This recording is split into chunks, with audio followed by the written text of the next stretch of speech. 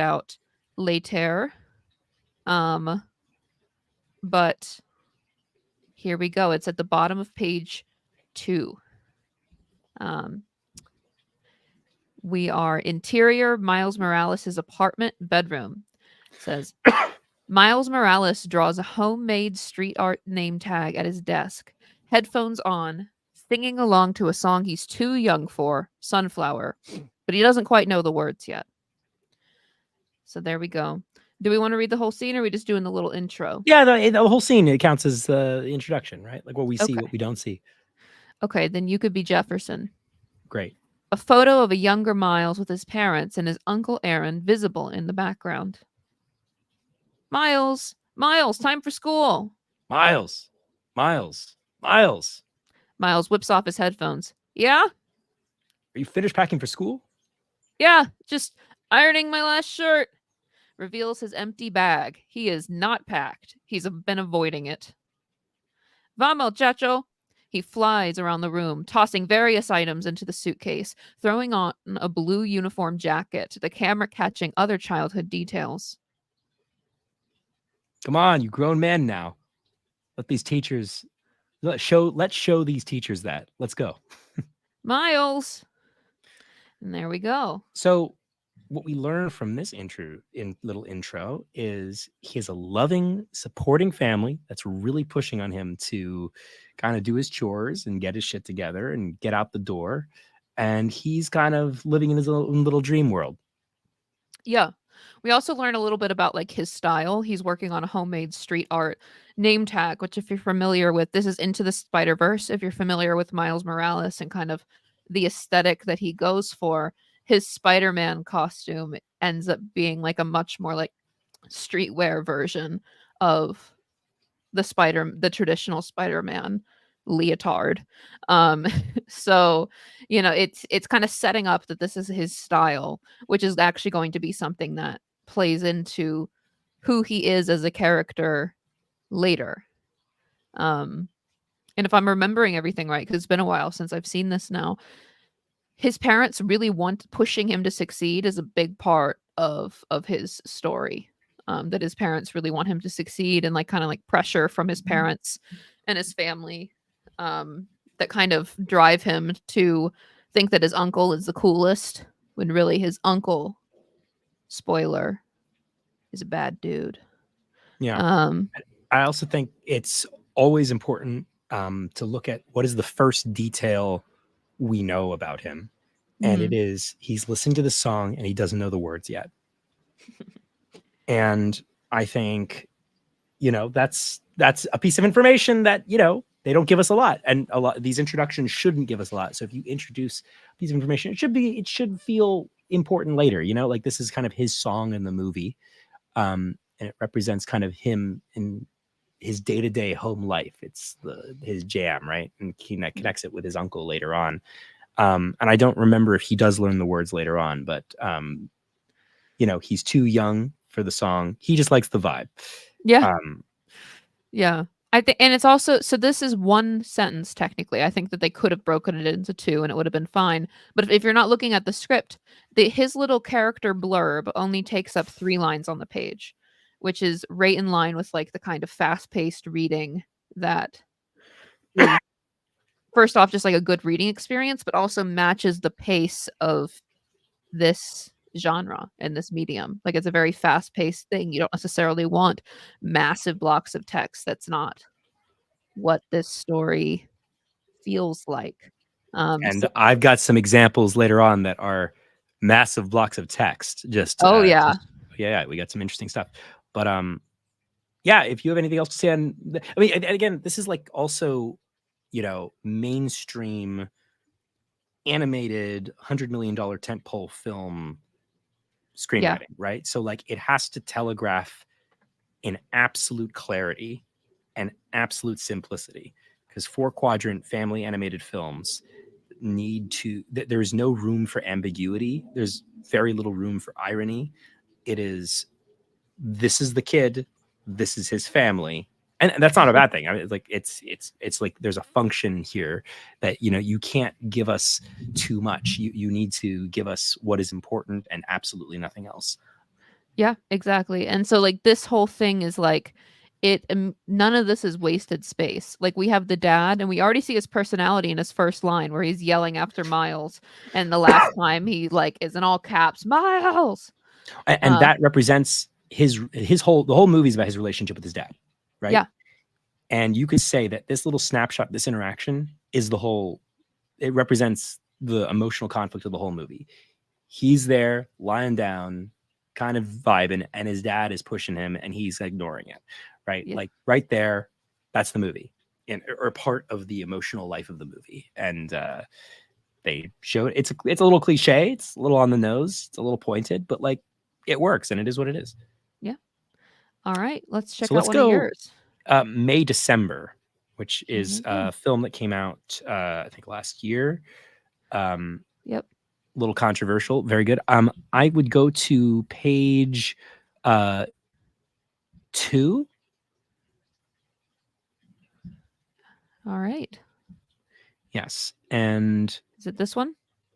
yeah. So this, and just all context for this is that this film is about a relationship between a woman who married her her student in high school when she was a teacher, Whew. and their age difference is what the movie's about. And it's about Natalie Portman, who's an actor who's looking to portray her in a Lifetime TV movie and is researching her.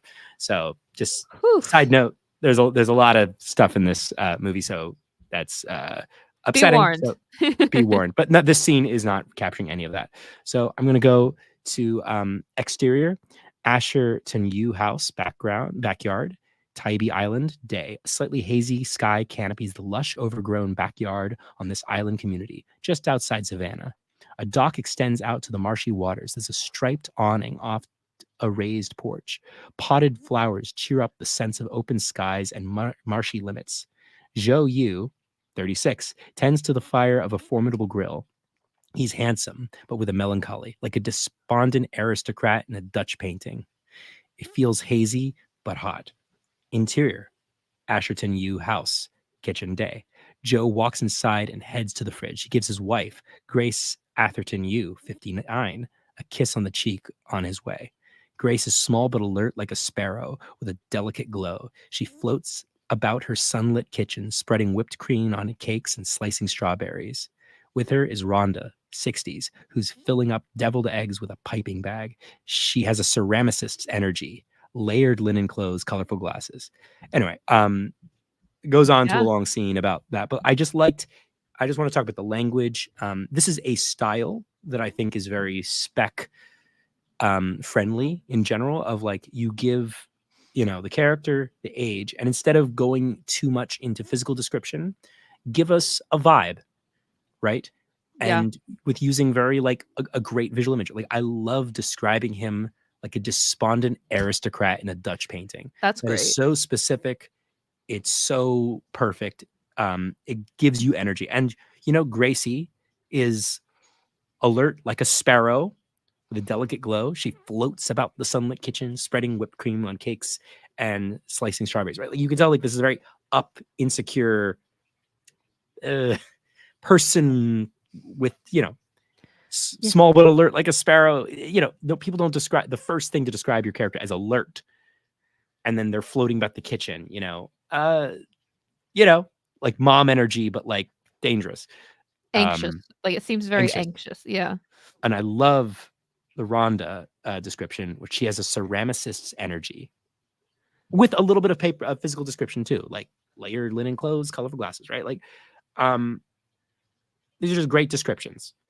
You might argue that they are perhaps, quote unquote, overtly novelistic, but it freaking works. And I think it's great. And it's not too much, right? Like everybody gets kind of a power sentence. Like it's like the action, what they're doing. Joe tends to the fire of a formidable grill. He's handsome. Blah, blah, blah, blah. Here's his description. Grill, small alert. She's delicate glow. She floats about the kitchen, right? So we got a description and then an action. And I quite like that as a simple way of showing us. So like they could have just described them all novelistically, but like he's tending the fire in the grill like a despondent Dutch Dutch aristocrat, right? Like that's such a contrasting image. You don't have despondent aristocrat on a grill. You know what I mean? Like those two images are really fun to play with. And, she's alert like a sparrow, but she's putting whipped cream on cakes, slicing strawberries. Yeah.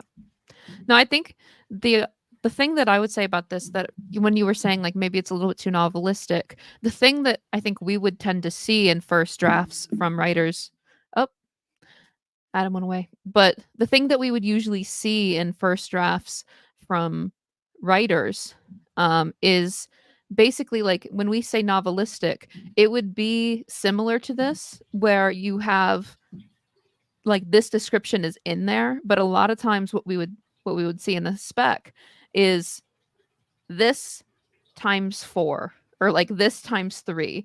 And so it's like there's a first draft version of this where, in addition to talking about how he's tending to the fire, he's handsome but with a melancholy, like a despondent aristocrat in a Dutch painting, it like continues to go on to be like, like he's sweating in this way, and he, that's kind of the first novelistic pass. And this is kind of how you get away with still having that novelistic kind of literary flow. Observations, Yeah. like you're giving us images, and they can be somewhat abstract, metaphorical.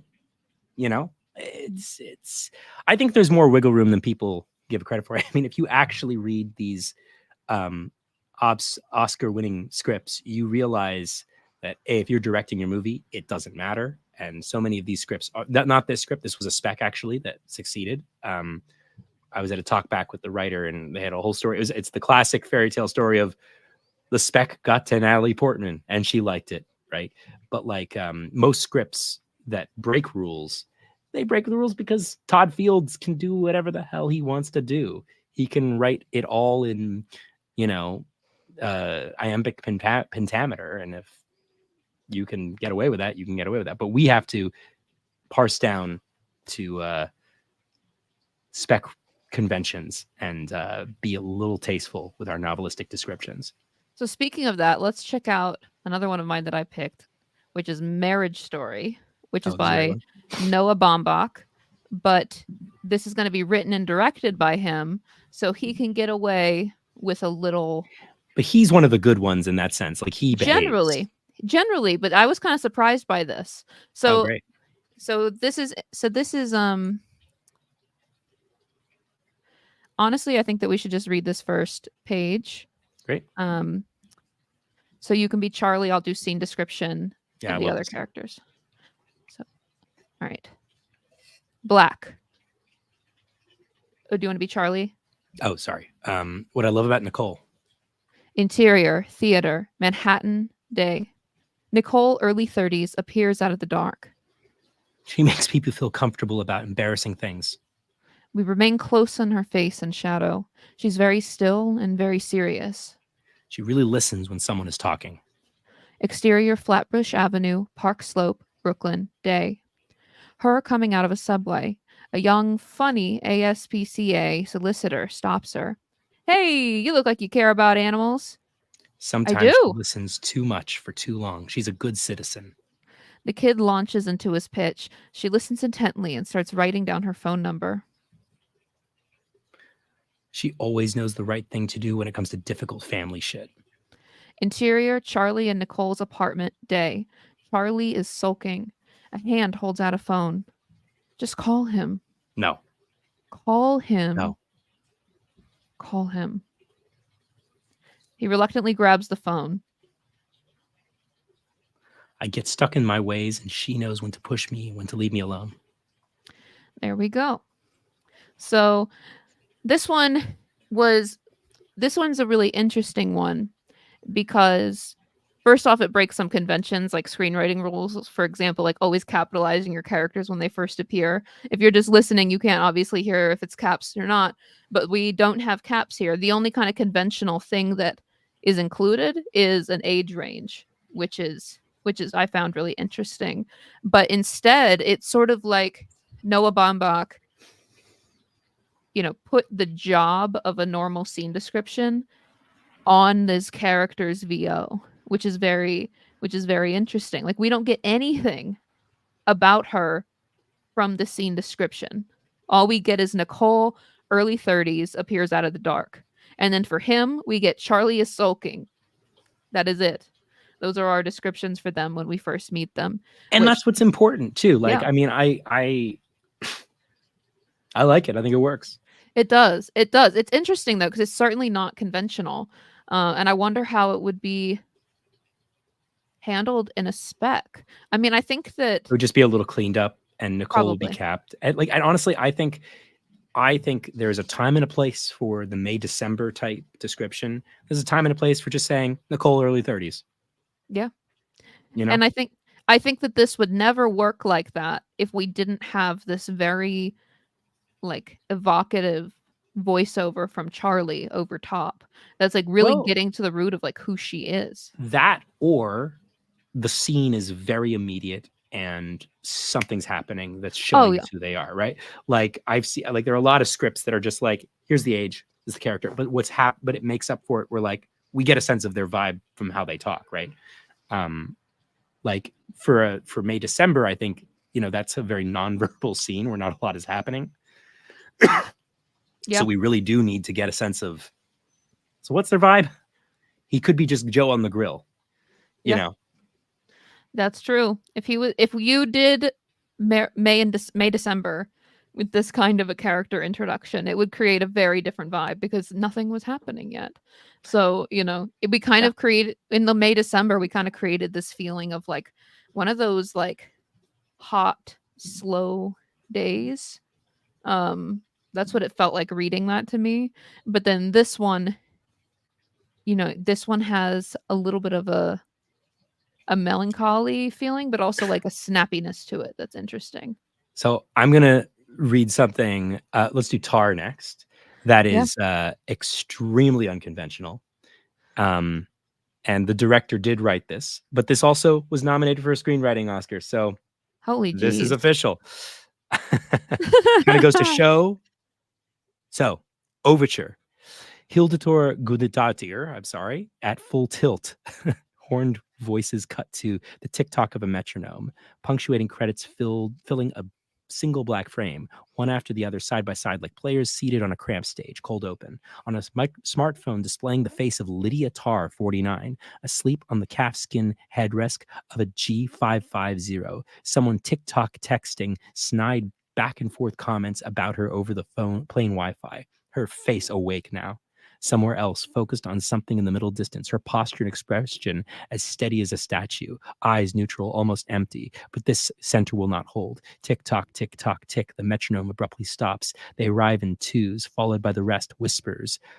Twice cracked knuckles, the once and again hawking of phlegm, incessant humming in a duet with someone who cannot whistle, chewing and lip smacking, sibilant sounds, abused adverbs and adjectives such as so, amazing, and crazy. Vocal fry that culminates in a double upwardly teenagering question marks, a water bottle being squeezed and crinkled, the rude rustle of plastic shopping bag in an otherwise quiet auditorium, fingers digging in the dregs of a popcorn tub, the jiggle of a table disturbed by hyperactive leg, the double clicking of a ballpoint pen, the muffled bass of an over-volume TV coupled with the goose-stepping stride of someone walking on the floor above. The particular becomes the general. The noise is described combined into a deafening mix like a foul orchestra, unsuccessfully attempting to tune. Throughout the above, Tar's face, a cubist mask of winces and grimaces, born of terror that modulates into unmitigated rage. Someone's hand squirts Purell into hers, then passes her a glass of water and a pill in a paper cup. She barely nods before washing it down. Angle adjusts to see the svelte back of her assistant, Francesca Lentini, 32, depart with the empty glass into the backstage area of the Alice Tully Hall, replaced by Adam Gopnik, who enters the RS wing and moves to Lydia, noise diminuendo to ambience. Ready for them? And then she goes on. And he talks for 5 pages about her while she sits in silence. And then she starts talking for another 5 pages. It's a great scene. So, for anyone who is not looking at the page right now, I will tell you that there is about a half page long paragraph with no breaks in it that made up the bulk of that description. And you know, I would argue, I mean, you should not do this as on a spec in your first script. It's probably stupid, but like for a lot of reasons, like people just look at that and they throw it out. But like this is totally motivated good screenwriting, in my opinion. Like Yeah. this is one moment.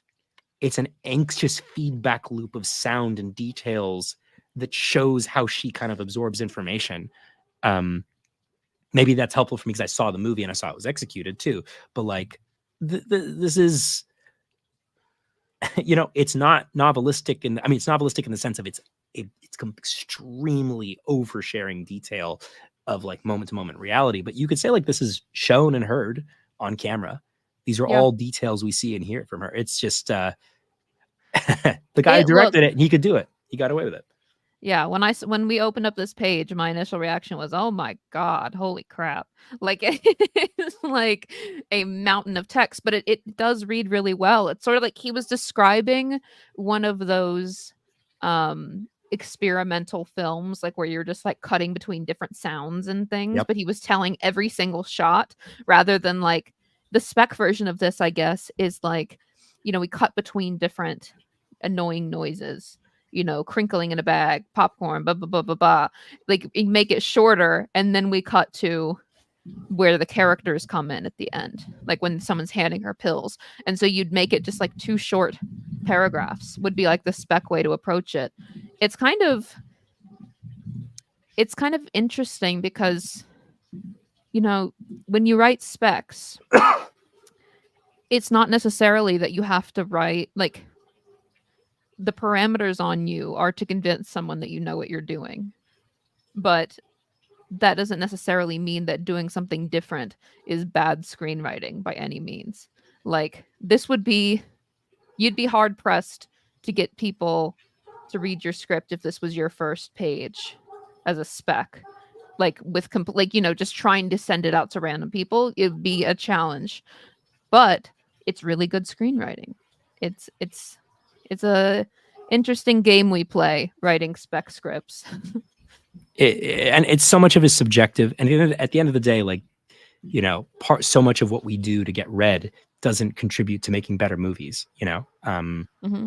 There's a way to clean this up that might be less motivated. Like at the end of the day, this should feel like an info dump of like too much information. But that's who she is, right? Yeah. And it feels there's also the version where we just start at the conference and he's describing her, I feel like, so I have not seen Tar, and to me what was interesting about this is that I do know that we got some music going on. And so it's interesting that like this sort of to me feels potentially like how she hears the world.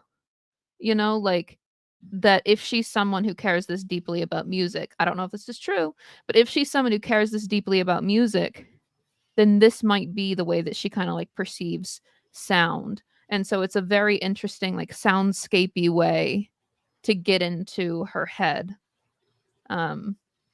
Yeah, Which is it's a neat. great movie, honestly. I Oh, I really believe it. enjoyed it. It was really fun. It's like a surprisingly fun movie. My favorite moment, spoilers, is there's this girl who's like bullying her daughter at school. She's like 10 years old, and she goes to the bully at like in like the schoolyard after school starting. She goes down to her level. It's like very kindly Kate Blanchett, and she like basically threatens her and says like, and no one would ever believe you that an adult would say that. Like she says, like she basically goes in with a full adult preoccupied energy.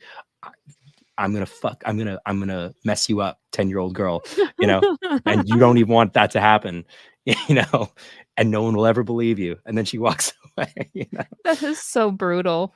Oh, it's terrible. Yeah. And she's a terrible person, which is, it's just so interesting. And the film really captures like a lot of like really really nuanced ideas of like, okay, what did it mean for a woman to be held up in this hyper masculine space as a genius?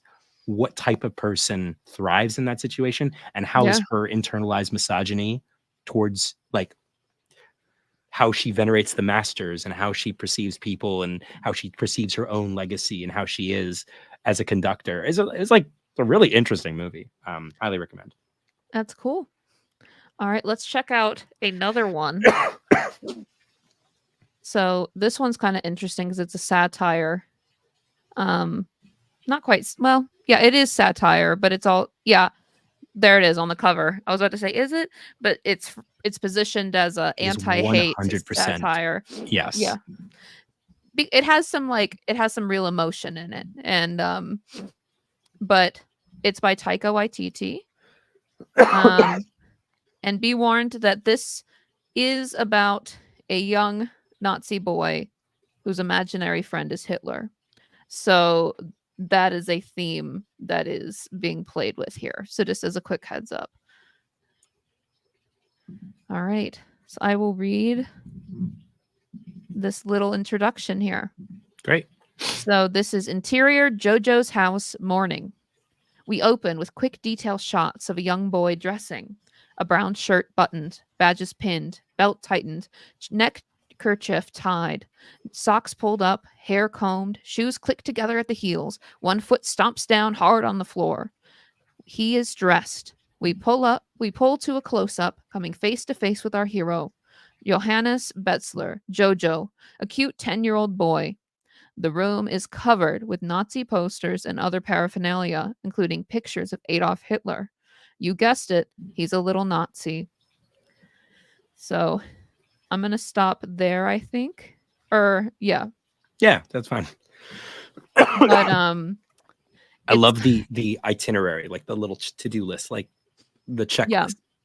It's literally positioned as a checklist on the page, which is an interesting kind of fun way to do a quick montage without, pulling us without opening with like montage : It's kind of a fun way to do it. And I also like in this one that we're doing something.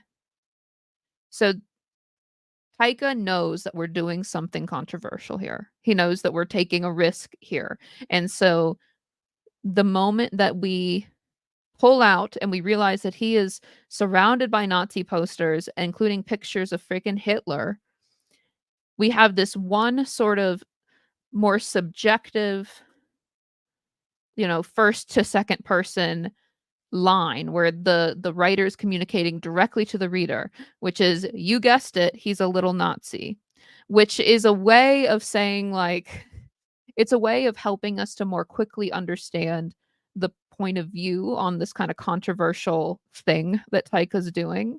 Like, it's not like this is being presented as a neutral thing. This is being presented as like, yeah, he's a little Nazi. Like, that's not we're not going to be saying that that's great. And that's kind of a tone that Taika maintains throughout. He kind of breaks the fourth wall on occasion, but yeah, I think that this is just a good one because we understand very quickly through like this scene of him very meticulously putting on his little soldier outfit that he takes this extremely seriously. Also, like, we have him like snapping to attention and stomping, and he's just in front of his mirror in his own house. Like, he's practicing how he's going to be at this military camp in his own house. And he has his room covered like a normal kid might have boy band posters with Nazi crap. It's an interesting image right out the gate.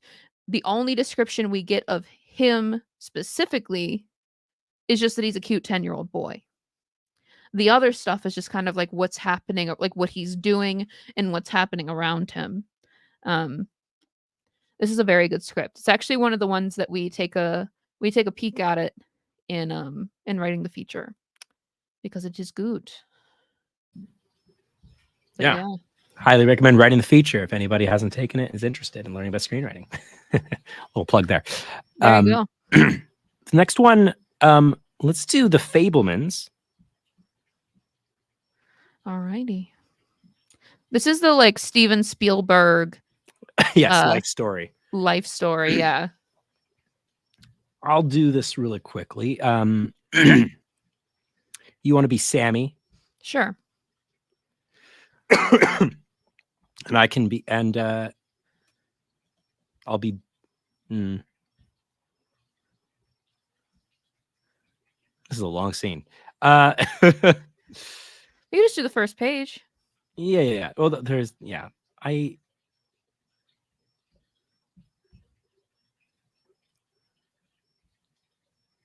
the mom is introduction is what's good about this. We can do it. All right. So I'll be Bert, and you could be. Oh no. You'll be Bert and Mitzi, and I'll be Okay. Sammy. All right. Sounds good. Bert Fableman, 37, an engineer, bispeckled sport jacket and tie, looks down at Sammy. I don't want to go in. Wait, where did you start? Oh, there we At go. about Okay. halfway through. Yeah. Okay. But it's fun. All week you've been so excited. Your first ever movie. And the people are gigantic. What people? You said the people in the movie are gigantic. No, because of the big screen they're on. But they're not real, right? Sammy looks up at his mom. They're like dreams. Dreams are scary. His mother's gloved hand gently caresses his cheek. Some dreams are, but this is going to be a nice dream about a circus and clowns and acrobats and you want to know how it works? There's a big machine called a projector. Inside there's a bright light and it projects photographs of clowns and acrobats And and elephants and sorry. happy things. Projecting it means it sends them out. Happy things like light from a huge flashlight. These photographs move past the light really fast, 24 photos every second. Now in your brain, each photograph stays for about a 15th of a second. Sammy listens, but he still looks scared. That's called persistence of vision. The photographs move past faster than your brain can let go of them. And that's how the movie projector tricks us into believing that emotionless pictures are moving. A motion picture. Sammy, baffled, is gently turned by the gloved hand to face. Mitzi Fableman, 33, short blonde hair, her own inventive, quirky sense of style, crouches down to his level and turns the full force of his charm on him. Anyway, end scene. What this film is about, it's about him and his parents and how his father's the pragmatic engineer and her mother's the genius, the dreamer artist, right? And just like, it's a very simple way of like how they explain a simple thing of like the first time to the movies, what you're about to see. He's focusing on the concrete technology and how your brain processes it. And she's like, it's like dreams, you know. She's focusing on like the feeling of it, you know. Yeah. That's interesting. I mean, it's an interesting thought to like think of like how would you describe a film to someone who has never seen a film before, has never seen like a moving picture. That's really interesting. And you definitely do get that strong contrast. It's interesting because I think, isn't Sammy the protagonist? Yes. And the parents are carrying this scene. Like, oh, 100%. Well, the movie's about the parents and their relationship. And I would actually argue that the weakness of the film is that Act 3 becomes about Sammy, and it was never about Sammy. It's about it's a great movie. I really, really recommend it to anybody who's interested. But like you know, it's about family drama. It's about, you know, what it means when your parents divorce and grow apart. And there's a juicy affair in there too. There's a moment that's from his real life where, spoiler alert, I shouldn't spoil it. It's good. It's good. It's old enough. Yeah, 2 years. Well, anyway, so he was on his kid. He's like Steven Spielberg as a kid, right? So he was like filming their like family camping footage and everything. And he sees when he's editing it together at home, he sees his mom and his uncle embracing in the footage on his like home like video. And that's how he finds out about his mom's affair with his uncle. Wow. Yeah, it's really juicy. And like that would really happened, which is a great that's wild. It's such a good movie. And what's her name? Michelle Pfeiffer? Oh, Michelle Williams is the least Jewish woman I've ever seen in my life play Steven Spielberg's mother, but she's fantastic in it. She's so good. That's fun. I imagine how it would feel to write your life movie and then someone says you were the most boring character in it. Like I think he'd agree with that, to be fair. It's just it's so funny that like, you know, nope, your parents were more interesting. More of them, please.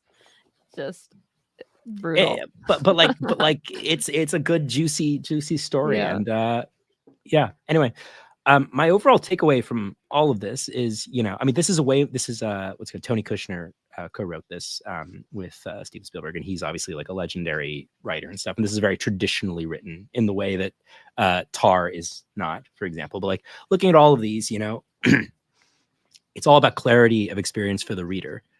And yes, Stephen, of course, David Lynch's cameo is such a delight at the end of the film. Love that guy.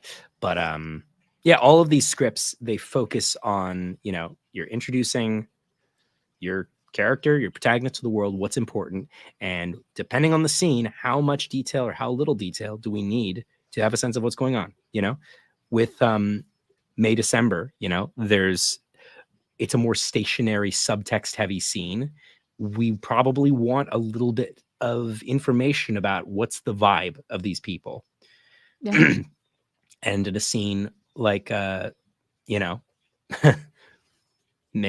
called Tar, let's have this whole deep sequence of images and associations and feelings to show the chaos of somebody's subconscious. Like, it's whatever it is, it's like you're showing us what do we need to know about these people in this movie right off the bat. And I think so many bad scripts are just arbitrary about this stuff. Yeah, something that really stood out to me is that you have to get the information about the character in there somewhere. It doesn't necessarily have to be a traditional like tag that you put on a character where it's like Adam, caps, age, looks like this and does this. It can also be that you put the weight of that on their actions, but we do want it right at the beginning. It's how we form our relationship to these characters. And I think something that stands out about all of these stories is that the characters are so interesting and like so evocative, and like as we're going through, we're like, oh yeah, I really liked that character. Like I really liked Miles Morales and this, like I liked Jojo, or I liked these different people, and they're all introduced in such different ways, but we are catching them at a time that is very representative of the journey that they're going to go through. And it just gives us like a teeny peek into their psyche, right? Like we understand who they are as a person, whether that is coming from something that'll eventually be the subtext of the movie, like in May December. Like this is just going to be vibe, right? The big descriptions of them is just vibe. We're not going to hear that he looks like an aristocrat in a Dutch painting, but we're going to see that he does, and we're going to capture that vibe. It's interesting. There's a lot of different ways to approach it. I was talking. Sorry. I really like this. Introduce your character at their most characterful. That's very fun. Yeah, that's true. I think that choosing the scene where we meet them is probably the most important thing you're gonna do for your protagonist to like set them up on our journey. Is like, what is the most interesting way to meet this person? What's the most characterful way to meet this person that really represents like what they're about? And a lot of times what they're about is connected to their character arc, their internal journey that they're going to go on. So thinking about like, how do I best represent the place that they're starting at the beginning of this film, and potentially even the kinds of things that they're yearning for.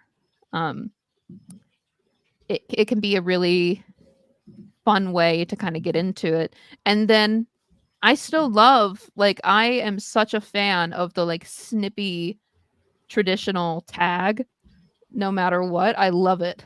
So I'm always going to be partial to like the snippy, like a despondent aristocrat in a Dutch painting. That to me is like peak. I love that kind of thing.